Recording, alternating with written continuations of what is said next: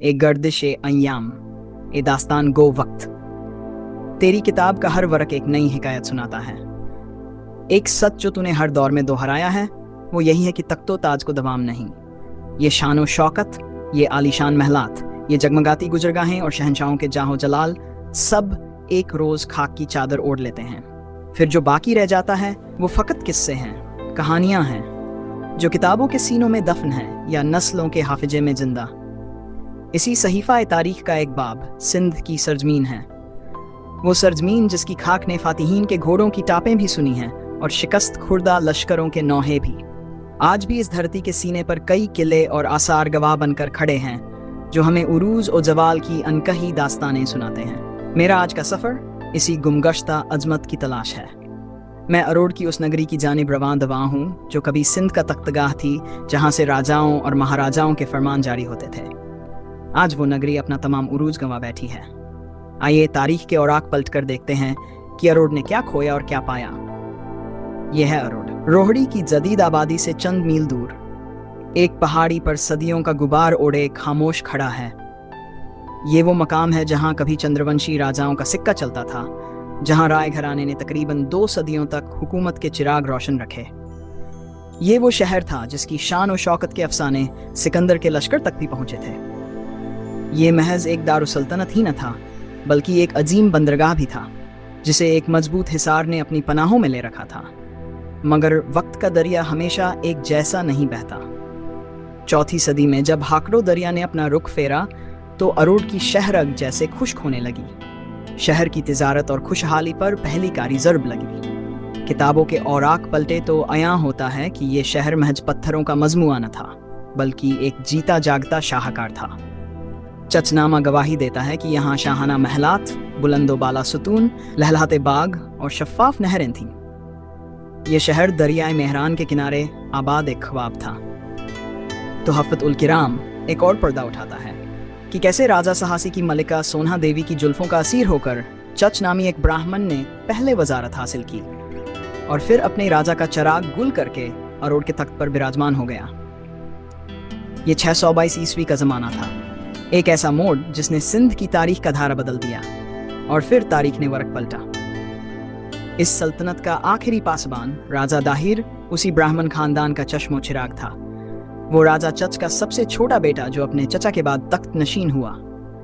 अरोड़ उसके दौर में भी अजमत का मरक था। 32 बरस तक उसने सिंध पर राज किया, उसके नाम का डंका बजता रहा। मगर उफुक पर एक नया सूरज तुलुआ हो रहा था। अरब में बनु उमैया का दौर था और इस्लाम की बढ़ती हुई ताकत की नजरें सिंध पर थीं। 1, 2, 3 कहते हैं 17 हमले पसपा किए गए, मगर 712 ईस्वी का वो साल आया जब मोहम्मद बिन कासिम की क़ियादत में उठने वाली आंधी ने अरोड़ के चराग गुल कर दिए।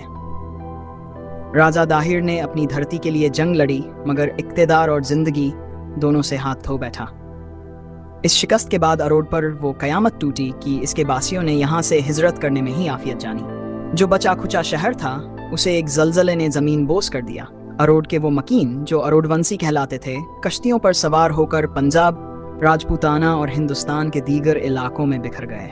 आज भी उनकी 15 लाख के करीब औलाद खुद को इसी गुमगश्ता शहर से मंसूब करती है। आज इस शहर एक खामोशां के दरवाजे पर पहली दस्तक मोहम्मद बिन कासिम के अहद में तामीर हुई उस मस्जिद के शिकस्ता आसार देते हैं। ये टूटी हुई दीवारें और मेहराबें उस नए दौर का ऐलान है जो राजा दाहिर की शिकस्त के बाद शुरू हुआ। यहीं कभी हाकड़ो दरिया ठाठे मारता होगा जिसके किनारे ये तख्तगाह आबाद थी। यहाँ हर कदम पर पथरीली जमीन है और हर सिमत चट्टानों का सिलसिला। गोया फितरत ने खुद इस शहर के मज़ार पर कतबे नस्ब कर दिए हों।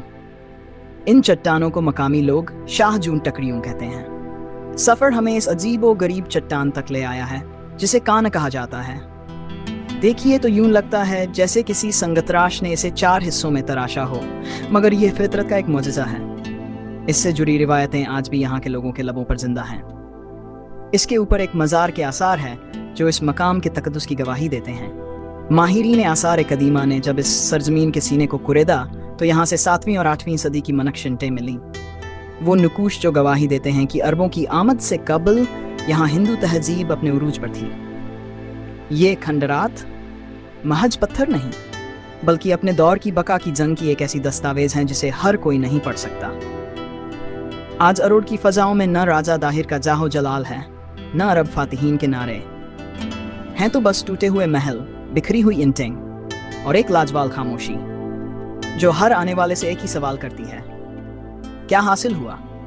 अरोड़ मेरे लिए महज खंडर नहीं, ये सिंध की तारीख का वो आईना है जिसमें उरूज और जवाल साथ साथ नजर आते हैं। ये उस हकीकत का नौहा है कि तख्तो ताज सदा के लिए नहीं रहते, न वो हुक्मरान रहे न उनके महल, बाकी है तो बस वक्त की लिखी ये कहानी और ये शिकस्त और रिक्त का मंजर जो तारीख का सबसे बड़ा और सबसे तल्ख सच है।